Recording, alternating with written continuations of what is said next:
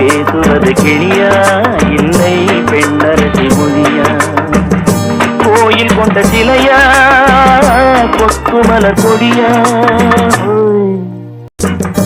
பாடுவது கவியா இல்லை பாரிவளல் மகளா?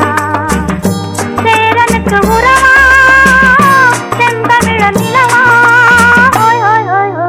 கல்யாண பந்தலில் ஆடும் தோரணமா இல்லை கச்சேரி ரசிகர்கள் கேட்கும் மோகனமா?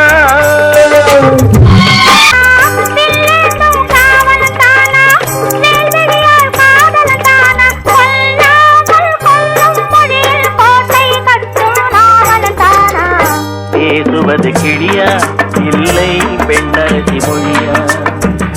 கோயில் கொண்ட சிலையா கொத்துமலர் கொடியா? ஓய் ஓய் ஓய் ஓய்